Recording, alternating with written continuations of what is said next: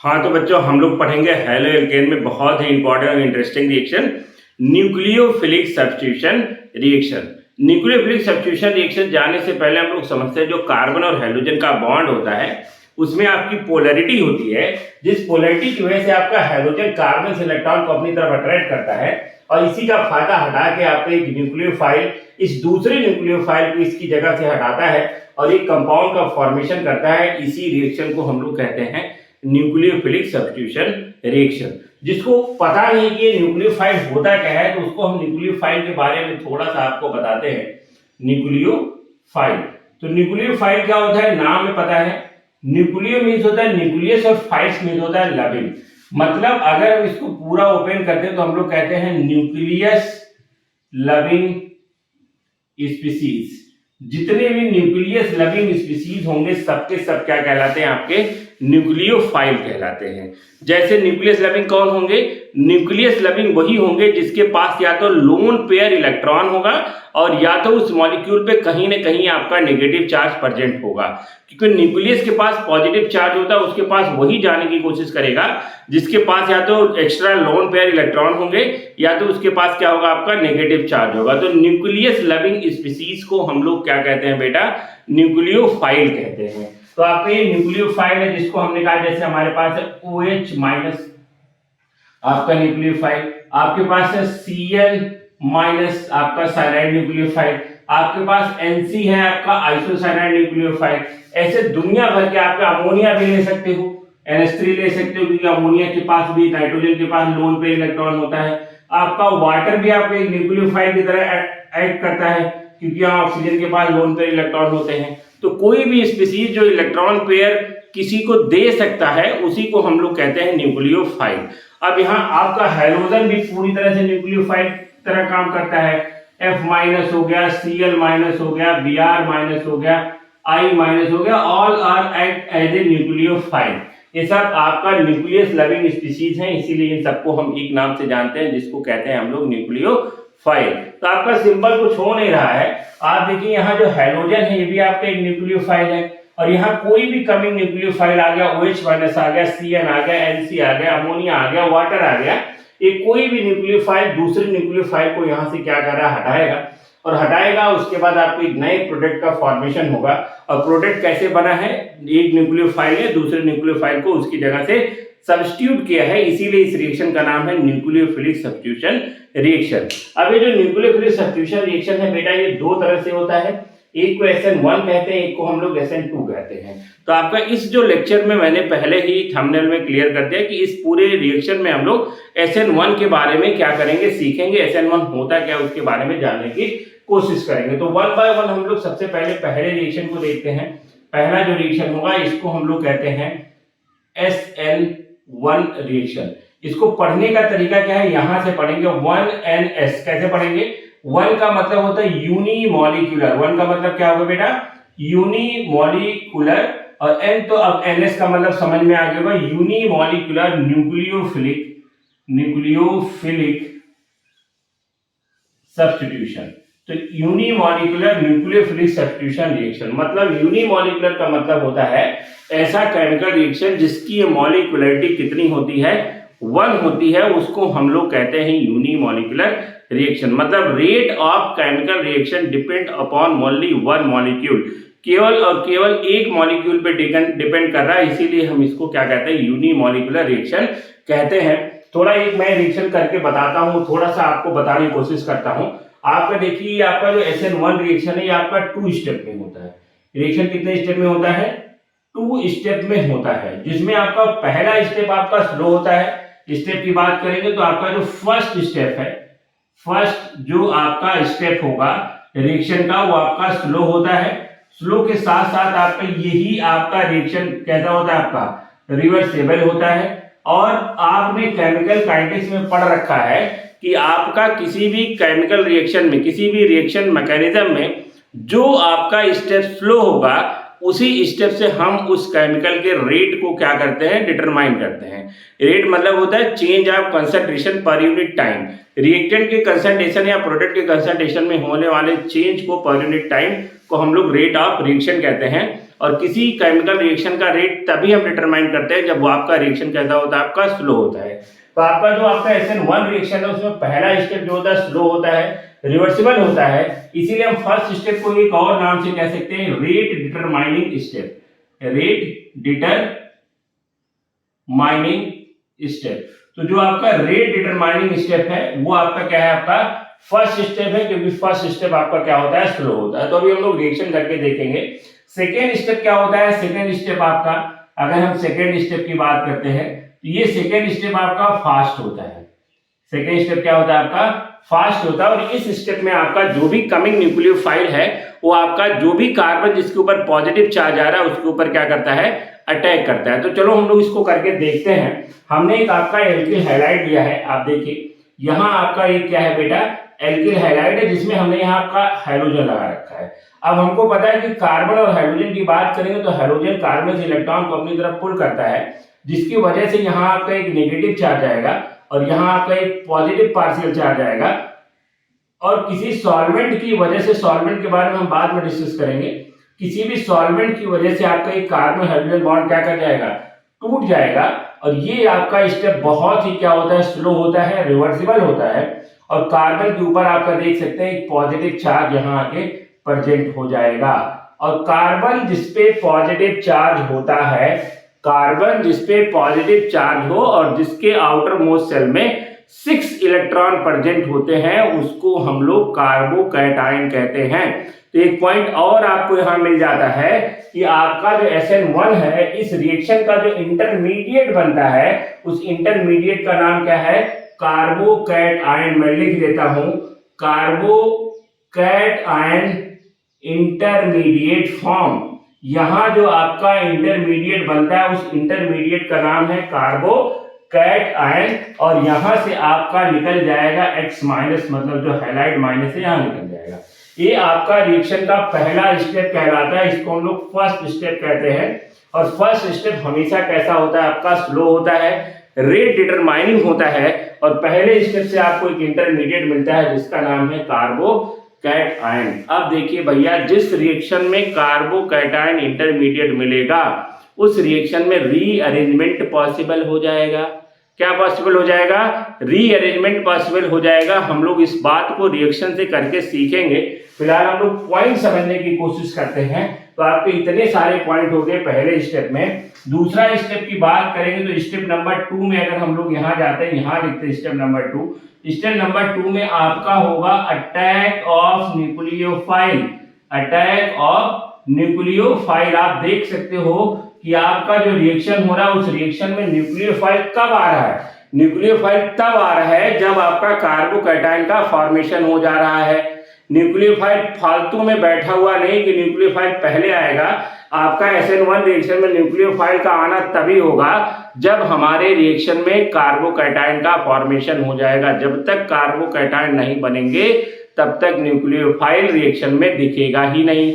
ठीक है ना आपका।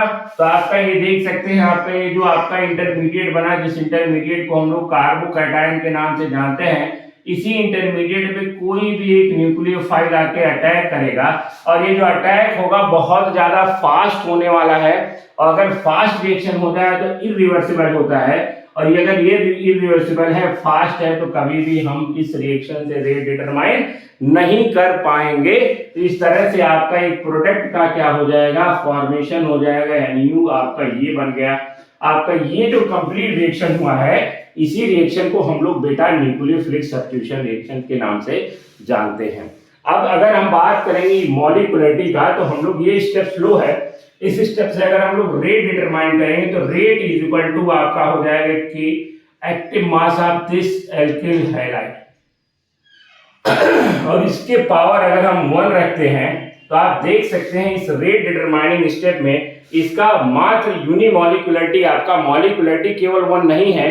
इस रिएक्शन की अगर हम ऑर्डर की बात करेंगे तो इसका ऑर्डर भी कितना आ गया है, इसका ऑर्डर भी 1 हो गया है, और इसकी मॉलिक्युलरिटी भी कितनी हो गई है, इसकी मॉलिक्युलरिटी भी आपके निकल के आ गई 1। और जिस रिएक्शन में आपका इंटरमीडिएट कार्बोकैटायन बनेगा, जिस भी रिएक्शन में इंटरमीडिएट क्या बनेगा बेटा, कार्बोकैटायन, आप समझ लीजिए उसमें आपका रीअरेंजमेंट रीअरेंजमेंट आपका पॉसिबल होगा। यहाँ हम लोग रीअरेंजमेंट क्या कर सकते हैं, दिखा सकते हैं, जिसको हम किसी केमिकल रिएक्शन से आपको दिखाने की कोशिश करेंगे।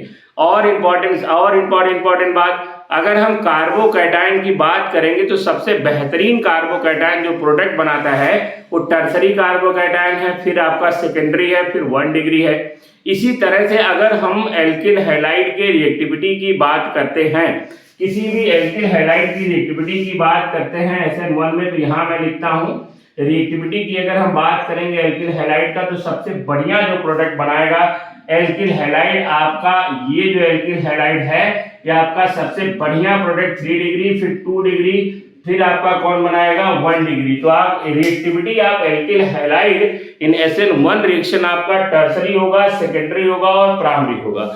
अब अगर हमारे पास ऐसी कोई दुविधा आ जाती है कि आपके कई सारे एल्किल हैलाइड हैं और कई सारे एल्किल हैलाइड में सारे एल्किल हैलाइड आपके टर्सरी हैं, मुद्दा समझिए, रिएक्टिविटी सबसे बढ़िया टर्सरी होगा, क्योंकि टर्सरी एल्किल हैलाइड में आपका जो 3 डिग्री आपका जो कार्बोकैटायन होता है उसकी स्टेबिलिटी सबसे ज्यादा होती है, इसीलिए आपका 3 डिग्री एल्किल हैलाइड आपका सबसे बेहतरीन प्रोडक्ट देगा।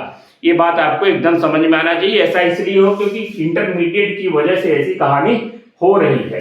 और देख लीजिए भाई, अगर हम कहते हैं कि हमारे पास कोई एल्किल हैलाइड है, ये आपका एल्किल हैलाइड है जो आपका टर्सरी है, कई सारे एल्किल हैलाइड है जो आपके कैसे हैं, टर्सरी है। यहाँ कार्बन फ्लोरीन लगा दिया, यहाँ आपने कार्बन क्लोरीन लगा दिया, ये भी आपका 3 डिग्री है। यहाँ आपने कार्बन ब्रोमीन लगा दिया, ये भी आपका कैसा है भाई 3 डिग्री है। और यहाँ कार्बन आयोडीन लगा दिया, तो यहाँ भी आपका कहानी क्या है, आपका 3 डिग्री है। तो आपका alkyl halide tertiary, secondary, primary हो गया। अगर सारे के सारे एल्किल हैलाइड अगर आपके टर्सरी होते हैं तो उस कंडीशन में SN1 रिएक्शन में कौन सबसे तेजी से पार्टिसिपेट करेगा या किसकी रिएक्टिविटी सबसे ज्यादा, तो देख सकते हैं। अगर हम कार्बन और फ्लोरीन की बात करें तो फ्लोरीन और कार्बन में जो आपका क्या कहते हैं, जो आपका बॉन्ड लेंथ कहते हैं उसकी साइज क्या है, बहुत छोटी है। और कार्बन क्लोरीन में बॉन्ड लेंथ फिर बड़ा है, कार्बन ब्रोमीन में बॉन्ड लेंथ और बड़ा है, कार्बन आयोडीन में बॉन्ड लेंथ और बड़ा है, क्योंकि कार्बन और आयोडीन के बीच में, कार्बन क्लोरीन के बीच में साइज का बहुत ज्यादा डिफरेंस आ जा रहा है, जिस डिफरेंस की वजह से बॉन्ड लेंथ की वैल्यू क्या हो जा रही है, आपकी ज्यादा हो जा रही है। और बॉन्ड लेंथ ज्यादा होता है तो बॉन्ड डिसोसिएशन एनर्जी की वैल्यू क्या होती है, आपकी बहुत कम लगती है। तो मतलब उस बॉन्ड को तोड़ने के लिए आपको बहुत कम एनर्जी देनी पड़ेगी। इसी वजह से अगर हम बात करते हैं तो सबसे ज्यादा रिएक्टिव आपका कार्बन और आयोडीन का बॉन्ड होगा। तो अगर टर्सरी में भी आपका रिएक्टिविटी पूछ लेता है एग्जाम के अंदर, तो आपको टिक करना है किसको, कार्बन और आयोडीन के बारे में। कार्बन और फ्लोरीन में कभी भी न्यूक्लियोफिलिक सब्स्टिट्यूशन रिएक्शन नहीं होता है, क्योंकि इस बॉन्ड को तोड़ने के लिए बॉन्ड डिसोसिएशन एनर्जी की वैल्यू बहुत क्या होती है, आपकी ज्यादा होती है। और अगर किसी भी केमिकल रिएक्शन में हम रिएक्टेंट की एनर्जी को बढ़ा देते हैं तो बनने वाला प्रोडक्ट कभी भी स्टेबल नहीं होता है, क्योंकि मेन मुद्दा आपका यहाँ प्रोडक्ट स्टेबल होना चाहिए। और स्टेबल तभी होगा कि जब बनने वाले प्रोडक्ट की एनर्जी क्या होगी, आपकी बहुत कम होगी। तो एनर्जी कम कैसे कर सकते हैं हम, ये सारे फैक्टर को इंक्लूड करके। तो अगर हम कार्बन आयोडीन की बात करें तो सबसे ज्यादा रिएक्टिविटी, और टर्सरी, सेकेंडरी, प्राइमरी में तो कोई डाउट वाली बात नहीं, सबसे बढ़िया रिएक्शन देगा आपका टर्सरी। अब हम कोई एक रिएक्शन करके देखते हैं, हम एक बार रिवाइज कर देते हैं। यूनिमॉलिक्यूलर रिएक्शन है, यूनिमॉलिक्यूलर, मॉलिक्यूलरिटी भी 1 है और ऑर्डर भी 1 है, 2 स्टेप में होने वाला केमिकल रिएक्शन है। और आपका इसका मॉलिक्यूलरिटी ऑर्डर की बात होगी, 2 स्टेप में होगा। पहला स्टेप स्लो होता है, रेट डिटरमाइनिंग होता है। दूसरा स्टेप आपका फास्ट होता है, जिसमें आपका न्यूक्लियोफाइल आके क्या करता है, अटैक करता है। क्योंकि इंटरमीडिएट कार्बोकैटायन बन गया है, जिसकी वजह से रिएक्टिविटी एल्किल हैलाइड का टर्सरी, सेकेंडरी, प्राइमरी होगा। और अगर सारे लोग टर्सरी होते हैं तो कार्बन आयोडीन सबसे ज्यादा रिएक्टिव होगा, उससे कम कार्बन ब्रोमीन, उससे कम कार्बन क्लोरीन, और सबसे कम जो नॉट रिएक्टिव होगा आपका कौन होगा, कार्बन फ्लोरीन होगा टर्सरी के केस में। तो फुली इतनी बातें समझ में, कुछ और बातें हैं तो इसको पहले आप स्क्रीनशॉट ले लीजिए, फिर हम उस बातों को भी समझने की कोशिश करते हैं बेटा। हाँ तो बेटा हम लोग इसी SN1 रिएक्शन में कुछ एग्जाम्पल लेते हैं और उस एग्जाम्पल से सारी बातें क्या करते हैं, क्लियर करने की कोशिश करते हैं। यहाँ मेरे पास एक टर्सरी एल्किल हैलाइड है, यहाँ मैंने लिया आपका यहाँ कार्बन, यहाँ मैंने लगा दिया CH3, ये आपका CH3 है, ये आपका CH3 है, ये आपका एक टर्सरी 3 डिग्री एल्किल हैलाइड है। और इसी में रिएक्शन कराने की हम लोग क्या करते हैं, कोशिश करते हैं। तो स्टेप नंबर 1, पहला मैंने एक एग्जांपल लिया जिसको कहते हैं स्टेप नंबर 1। अब स्टेप नंबर 1 में क्या होगा आपका, स्टेप नंबर 1 में हमेशा की तरह आपका होगा formation of कार्बो carbocation, formation of carbocation. Carbocation का बनना सिंपल, आपका एक रिएक्शन आपका रिवर्सिबल होगा। ये मैं रिवर्सिबल का सिंबल देता हूं।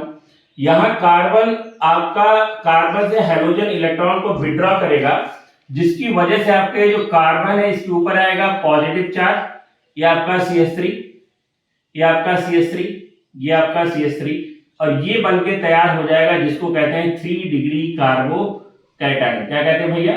3 डिग्री कार्बोकैटायन। अच्छा, टर्सरी एल्किल हैलाइड सबसे ज्यादा स्टेबल क्यों होता है? क्योंकि इसका सबसे ज्यादा रिएक्टिव क्यों होता है? क्योंकि इसका जो इंटरमीडिएट वो कार्बोकैटायन है। और अगर हम इंटरमीडिएट की स्टेबिलिटी को चेक करते हैं कार्बोकैटायन में, तो ये आपका एक 3 डिग्री कार्बोकैटायन है। चेक कर सकते हो आप, ये 3 डिग्री कार्बोकैटायन है। यहां मैंने प्लस किया। अगर मैंने ले लिया कि भाई ये मेरे पास है 2 डिग्री कार्बोकैटायन, चलो भैया चेक कर लेते हैं। ये मैंने ले लिया कि ये मेरे पास है 1 डिग्री कार्बोकैटायन, इसको भी चेक कर लेते हैं। आपको पता होना चाहिए हाइपर कॉन्जुगेशन में जिस कार्बन का हाइब्रिडेशन sp2 होता है, चाहे उसमें पॉजिटिव चार्ज हो, चाहे उस पे आपका फ्री रेडिकल की कहानी हो, चाहे उस पे आपका अनसैचुरेशन हो, उसके बगल वाले कार्बन को हम लोग अल्फा कार्बन कहते हैं। और उस अल्फा कार्बन पे जितने हाइड्रोजन प्रेजेंट होते हैं उस सबको हम लोग अल्फा हाइड्रोजन कहते हैं। तो in the hyper conjugation more the alpha hydrogen more the stability, ऐसा आप एक कहानी चेक कर सकते हो। आप देख सकते हो ये कार्बन जिसका हाइब्रिडेशन sp2 है, प्लेनर है, और जिस पे कार्बन पे प्लस चार्ज है और इसके बगल वाले कार्बन को अल्फा कहते हैं। यहाँ 3 हाइड्रोजन, यहाँ अल्फा पे 3 हाइड्रोजन, यहाँ अल्फा पे 3 हाइड्रोजन। यहाँ जो अल्फा हाइड्रोजन है उसका नंबर कितना है आपका? 9 अल्फा हाइड्रोजन है। यहाँ पे अगर हम यहाँ मैं लिखता हूँ, वहां भी सही है। यहाँ अल्फा हाइड्रोजन का नंबर कितना है? 9 है। यहाँ अल्फा हाइड्रोजन का, ये अल्फा नहीं, इसके बगल वाले कार्बन 336, अल्फा हाइड्रोजन का नंबर कितना हो जाएगा? 6। और यहाँ अल्फा हाइड्रोजन का नंबर कितना हो जाएगा आपका? 3। जितना ज्यादा अल्फा हाइड्रोजन होगा उतनी ज्यादा क्या होती है? आपकी स्टेबिलिटी होती है। एक तो ये बात से समझ सकते हो। दूसरी बात और एक आप समझ सकते हो, अगर हम इस कार्बन और एक बगल वाले CH3 कार्बन की बात करें तो इसका हाइब्रिडेशन sp2 है और इसका हाइब्रिडेशन sp3 है। और आपने पढ़ा होगा केमिकल बॉन्डिंग में, percentage of S character is directly proportional to electronegativity. जिसका S कैरेक्टर ज्यादा होता है उसकी इलेक्ट्रोनेगेटिविटी क्या होती है? आपकी ज्यादा होती है। तो आपका ये जो कार्बन है ये ज्यादा इलेक्ट्रोनेगेटिव है और ये वाले कार्बन है आपका जो कम इलेक्ट्रोनेगेटिव है, जिसकी वजह से मेथिल ग्रुप कार्बन को क्या करेगा? इलेक्ट्रॉन देगा। तो जितने भी मेथिल ग्रुप है सबके सब इलेक्ट्रॉन क्या है? आपके डोनेटिंग है। तो यहाँ भी आपके 3 मेथिल ग्रुप इलेक्ट्रॉन डोनेट कर रहे हैं, यहाँ 2 मेथिल ग्रुप इलेक्ट्रॉन डोनेट कर रहे हैं और यहाँ आपका 1 मेथिल ग्रुप क्या कर रहे हैं? इलेक्ट्रॉन डोनेट कर रहे हैं। तो अगर कोई भी चार्ज कंटेनिंग स्पीसीज कभी भी स्टेबल नहीं होता है और स्टेबिलिटी उसकी तब बढ़ाई जा सकती है जब किसी के ऊपर प्लस चार्ज हो, लगा ग्रुप इलेक्ट्रॉन डोनेटिंग हो, और किसी के पास माइनस चार्ज हो, लगा ग्रुप इलेक्ट्रॉन विड्रॉइंग हो। इस तरह से उस मॉलिक्यूल की स्टेबिलिटी को हम लोग क्या कर सकते हैं? बढ़ा सकते हैं, जिसकी वजह से आपका टर्सरी कार्बोकैटायन सबसे स्टेबल होगा, फिर सेकेंडरी होगा, फिर प्राइमरी होगा। इसी वजह से टर्सरी एल्किल हैलाइड की रिएक्टिविटी ज्यादा होती है और सेकेंडरी और प्राइमरी और नॉर्मल एल्किल हैलाइड के कंपेयर में। तो आपको ये बात समझ में आना चाहिए कि SN1 रिएक्शन में टर्सरी एल्किल हैलाइड सबसे बेहतरीन प्रोडक्ट देने वाला है। दूसरी बात हम लोग करते हैं स्टेप नंबर 2 में, कोई भी एक न्यूक्लियोफाइल लेके आते हैं। इस न्यूक्लियोफाइल के लिए हम लोग बहुत सारे न्यूक्लियोफिलिक रिएजेंट हैं, अभी हम लोग रिएजेंट देखेंगे। जैसे मैंने एक ले लिया एक्वस NaOH ले लिया, या हमने ले लिया एक्वस KOH ले लिया, और या तो हमने वाटर ही ले लिया। और सबके सब ये 3 के 3 जो न्यूक्लियोफिलिक रिएजेंट हैं जो न्यूक्लियोफाइल प्रोड्यूस करते हैं, न्यूक्लियोफाइल जो देते हैं, वो न्यूक्लियोफाइल का नाम है OH-। क्या नाम है भाई?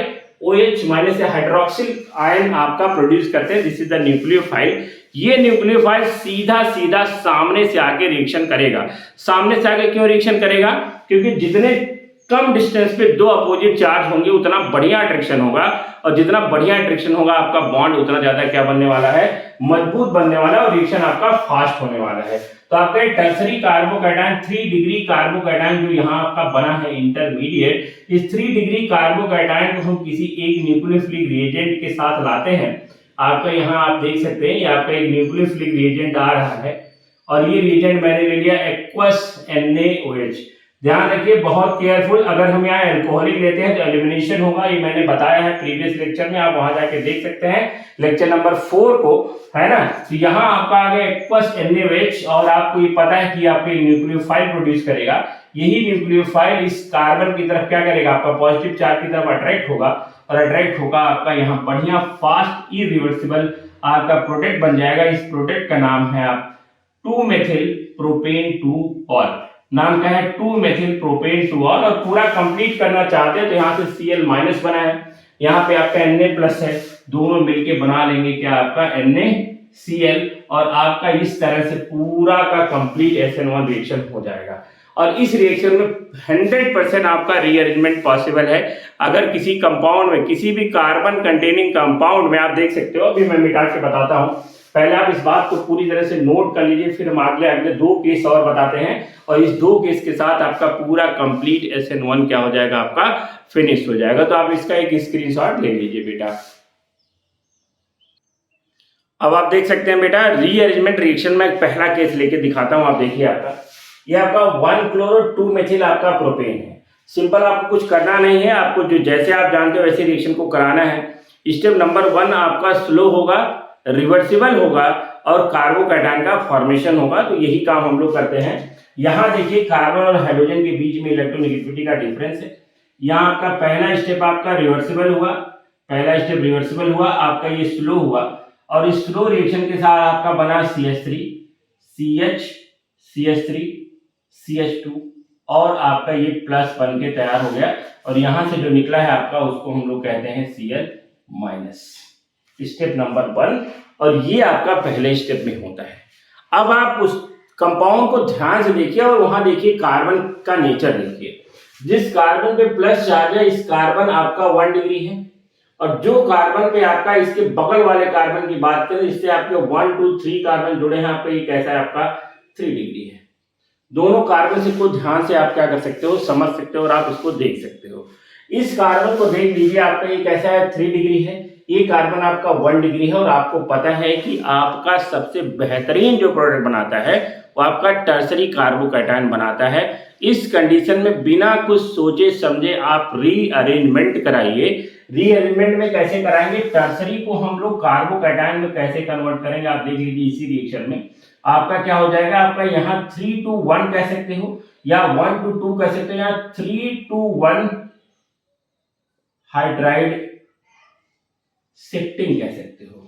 मतलब यहां से हाइड्रोजन यहां चला जाएगा, और इस कार्बन पे आ जाएगा कैसा चार्ज बेटा, प्लस चार्ज आ जाएगा। आप देख सकते हैं, आपका बन जाएगा CH3, ये आपका बन जाएगा CH3, ये आपका बन जाएगा CH3, और इस कार्बन पे आ जाएगा आपका प्लस चार्ज। यही रीअरेंजमेंट जिसने ध्यान नहीं दिया उसका क्वेश्चन पूरी तरह से गलत हो जाना है। तो आप देखिए, ये बनके तैयार हो गया टर्सरी कार्बोकैटायन। अब जो भी रिएजेंट लेके आओगे स्टेप नंबर 2 में, जैसे आपने ले लिया एक्वस KOH, और इस KOH से आपको मिला OH माइनस, ये OH माइनस सीधा सीधा सामने से जाएगा, और आपको ये बढ़िया बेहतरीन प्रोडक्ट बना के क्या कर देगा, तैयार कर देगा। ये आपका प्रोडक्ट बन गया, जिसको कहते हैं हम लोग 2-मेथिल प्रोपेन 2-ऑल। अच्छा, जिसको नहीं पता रहेगा वो क्या गलत प्रोडक्ट बना देगा। अगर हम एक्वस KOH लेके आते हैं, उसका प्रोडक्ट क्या बनेगा, CH3 CH CH3, और ये आपका बन जाएगा CH2OH, जो पूरी तरह से आपका कैसा है, ये गलत है। ऐसे प्रोडक्ट का फॉर्मेशन नहीं होगा। अगर आपके किसी भी कंपाउंड में आपके 3 कार्बन तक या 4 कार्बन तक मैक्सिमम, अगर आपका सेकेंडरी टर्सरी, अगर आपके पास 2-3 पोजीशन है, प्राइमरी पे कार्बोकैटायन बनता है और आपके कंपाउंड में सेकेंडरी है, तो प्रोडक्ट सेकेंडरी से बनेगा। अगर आपका सेकेंडरी पे कार्बोकैटायन बनता है, आपके कंपाउंड में टर्सरी है, तो टर्सरी से प्रोडक्ट बनेगा। तो ये सारी बातें आपको सीखना है, इसी को हम लोग कहते हैं रीअरेंजमेंट रिएक्शन। तो ये आपका सही प्रोडक्ट बन जाएगा, और ये जो प्रोडक्ट बना आपका पूरी तरह से क्या हो जाएगा, गलत हो जाएगा, as per stability of carbocation. तो होपफुली आपको ये बात समझ में आ गई होगी। इसके अलावा एक और केस देखना है, और आपका SN1 पूरी तरह से क्या हो गया, आपका फिनिश हो गया। तो आप इसका भी चाहो तो आप एक बढ़िया स्क्रीनशॉट ले सकते।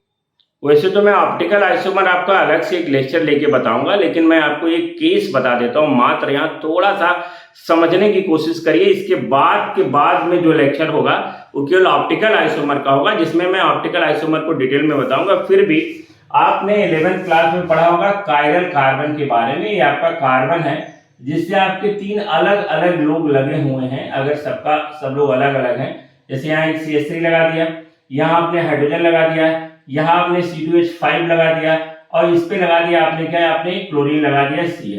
तो ऐसे कार्बन को हम लोग कहते हैं कायरल कार्बन। कायरल मतलब एसिमेट्रिकल कायरल कार्बन है आपका, क्योंकि ये जो कार्बन है इस कार्बन से आपका जितने भी चारों ग्रुप लगे हुए हैं सब डिफरेंट डिफरेंट है, और ऐसे कार्बन को हम लोग कायरल कार्बन कहते हैं। जो कायरल कार्बन होते हैं ऑप्टिकल एक्टिविटी शो करते हैं, उसके बारे में हम लोग डिटेल में बात करेंगे। फिलहाल यहाँ आपको क्या समझना है वही बात मैं बताने जा रहा हूँ। अब अगर आपका यहाँ पे कोई न्यूक्लियोफाइल है, देख लीजिए ध्यान से भैया, ये आपका एक मॉलिक्यूल है और मैं यहाँ पे आपका एक न्यूक्लियोफाइल लेके आता हूँ OH-, ठीक है, ये आपका एक न्यूक्लियोफाइल है OH-, ठीक। इधर मैं एक आपका एक न्यूक्लियोफाइल, वही एक और बात करता हूं, 2 प्रोडक्ट बनाने की कोशिश करता हूं, ये आपका न्यूक्लियोफाइल है।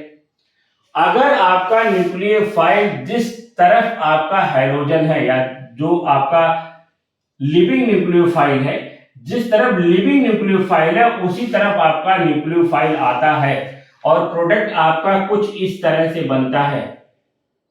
ये आपका प्रोडक्ट का फॉर्मेशन होता है, ध्यान से समझिए, ये आपका प्रोडक्ट का फॉर्मेशन होता है। इस प्रोसेस को हम लोग कहते हैं रिटेंशन। क्या कहते हैं हम लोग? रिटेंशन कहते हैं। क्या कहते हैं? रिटेंशन मतलब रिटेन कर जाना। जिधर आपका न्यूक्लियोफाइल है, जो कमिंग न्यूक्लियोफाइल है उसी तरफ आ जाए तो उसको हम लोग क्या कहते हैं बेटा? रिटेंशन।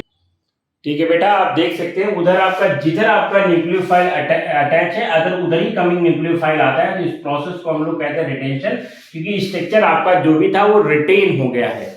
अगर आपका ऐसा होता है कि आपका जिधर न्यूक्लियोफाइल है उसके ये पूरी तरह से ऐसे रोटेट करते हैं, लाइक दिस, ऐसे रोटेशन हो जाए, मतलब आपका क्या होना है, ये हाइड्रोजन यहां आ जाए, बाकी जो CH3 आपका था यहीं रहे, जो आपका C2H5 है आपका यहीं रहे, और आपका जो कमिंग न्यूक्लियोफाइल है आपका वो दूसरे डायरेक्शन में आ जाए, तो इसको हम लोग कहते हैं बेटा क्या? इसको कहते हैं इन्वर्जन। क्या कहते हैं? इन्वर्जन। इसको हम प्लस से डिनोट करते हैं, इसको हम लोग किसे करते हैं? माइनस से डिनोट करते हैं। और अगर हमारा कोई कायरल कार्बन है और SN1 रिएक्शन को फॉलो कर रहा है, तो हमको जो प्रोडक्ट मिलेगा, अगर हम प्रोडक्ट की बात करते हैं तो हमको 50% आपका रिटेन प्रोडक्ट मिलेगा और 50% आपको इनवर्ट प्रोडक्ट मिलेगा। मतलब आपका जो प्रोडक्ट मिलने वाला है उस प्रोडक्ट में A भी है और उस प्रोडक्ट में आपका B भी है, और A और B का परसेंटेज 50-50% होता है। यहाँ कोई मेजर और माइनर प्रोडक्ट की बात नहीं करते हैं, और ऐसे मिक्सचर को हम लोग रेसिमिक मिक्सचर के नाम से जानते हैं। Such mixture is called racemic mixture. और ये जो प्रोसेस है, इस प्रोसेस को हम लोग रेसमाइजेशन कहते हैं। और रेसिमिक मिक्सचर में जो प्रोडक्ट बना है, जो आपका 50% रिटेन है और 50% आपका कैसा है? इन्वर्टेड है, और ऐसे मिक्सचर को रेसिमिक मिक्सचर कहते हैं और प्रोसेस को हम लोग रेसमाइजेशन कहते हैं, जिस ऑप्टिकल आइसोमर में हम डिटेल में बताएंगे, यहाँ केवल मात्र एक कंडीशन बताए हैं। और ऐसे कंपाउंड जो रेसिमिक, कैसे आपके रेसिमिक प्रोडक्ट बनाते हैं ऑप्टिकली, क्या होते हैं आपके? इनएक्टिव होते हैं, क्योंकि जो प्लेन पोलराइज लाइट है उसके सामने 50% लोग अगर राइट रोटेट करेंगे तो 50% क्या होंगे आपके? लेफ्ट रोटेट करेंगे, जिससे हम रोटेशन को कभी ऑब्जर्व नहीं कर पाएंगे। तो आपके ऐसे कंपाउंड ऑप्टिकली इनएक्टिव कंपाउंड कहलाते हैं। तो आपको ये बात समझना है कि अगर SN1 मैकेनिज्म होता है तो आपको एक रेसिमिक मिक्सचर मिलके क्या होगा? आपका तैयार होगा। एक आखिरी और लास्ट केस जिसकी वजह से आपका पूरा SN1 कंप्लीटली खत्म हो जाएगा। ये कहानी तब एप्लीकेबल होगी, जो कहानी बताई, जब कार्बन हमारा कायरल होगा। अच्छा, अगर हमारा कार्बन कायरल नहीं होगा तब क्या होगा? उसको हम लोग बाद में, इसके बाद हम लोग बात करते हैं। सपोज करो आपके पास एक टर्सरी एल्किल हैलाइड है। ये आपका एक टर्सरी एल्किल हैलाइड है जो आपका A कायरल है। कैसा है भैया? A कायरल है। और स्टेप नंबर 1 के अकॉर्डिंग पहले स्टेप में आपका स्लो स्टेप होगा, जिसमें आपको बेहतरीन कार्बोकैटायन मिलना है। तो ये मिलके तैयार हो गया, जिसको हम लोग कहते हैं carbocation. This is the tertiary carbocation. और अगर हम इस टर्सरी कार्बोकैटायन की बात करते हैं तो आपका इस कार्बन के पास एक वैकेंट पी ऑर्बिटल है, जिस वैकेंट पी ऑर्बिटल को मैंने यहाँ पे क्या कर दिया है, दिखा दिया स्टेप नंबर 1। स्टेप नंबर 2 पे आपका क्या होना है कि आपका कोई भी न्यूक्लियोफाइल, आपका ये OH माइनस है, ये OH माइनस को आना है और इस कार्बन पे अटैक करना है। ये वैकेंट पी ऑर्बिटल है, ध्यान समझिए कैसा ऑर्बिटल है, वैकेंट पी ऑर्बिटल है। इसी में आपका जो न्यूक्लियोफाइल है अपने इलेक्ट्रॉन पेयर को क्या करेगा, डोनेट करेगा, देगा। अब चूंकि आपका इस कार्बन का हाइड्रोजन कैसा है, sp2 है, और ये मॉलिक्यूल पूरी तरह से क्या आपका प्लेनर है, इस कंडीशन में आपका जो OH माइनस है चाहे इधर से आए और चाहे OH माइनस आपका इधर से आए, चाहे जिधर से आए, आपका प्रोडक्ट यही बनना है, OH CH3 CH3 CH3, आपका यही प्रोडक्ट बनेगा और कोई प्रोडक्ट नहीं बनेगा, क्योंकि आपका ये जो स्ट्रक्चर है पूरी तरह से प्लेनर है। तो OH इधर से भी आ सकता है, इधर से भी आ सकता है, इधर से भी आ सकता है, दोनों कंडीशन में आपको मात्र यही प्रोडक्ट बनेगा। इस प्रोडक्ट को अगर हम ध्यान से देखते हैं तो जिधर न्यूक्लियोफाइल है उधर ही आपका न्यूक्लियोफाइल, मतलब जिधर हैलोजन है उधर ही कमी न्यूक्लियोफाइल आ रहा है। इसीलिए हम लोग कह सकते हैं कि जो SN1 मैकेनिज्म है उसमें इन्वर्जन पॉसिबल नहीं होता है, उसमें आपका हमेशा क्या होता है, रिटेंशन होता है। तो अगर आपसे क्वेश्चन पूछा जाता है कि किस मैकेनिज्म में रिटेंशन पॉसिबल होता है तो आपका होगा SN1। क्या होगा, SN1। तो SN1 में हमेशा रिटेंशन ही होगा, रिटेन ही होगा, जिधर न्यूक्लियोफाइल लिविंग है उधर ही कमिंग होगा। और अगर हमारा ऑप्टिकली एक्टिव है तो उस कंडीशन में हमको रेसिमिक मिक्सचर मिलने वाला है, जिसमें 50% रिटेन होगा, 50% इन्वर्टेड होगा। और ऐसा प्रोडक्ट आपका ऑप्टिकली इनएक्टिव होता है। ये आपके मात्र 3 कंडीशन है जो आपको डिफिकल्ट बना सकते हैं SN1 को, और अगर आपको समझ में आ गया तो कोई डिफिकल्टी ही नहीं है। और ये ऑप्टिकल आइसोमर की कहानी मैं आपको अलग से अलग लेक्चर में बताऊंगा। तब तक के लिए आप पढ़ते रहिए। Thank you very much for study.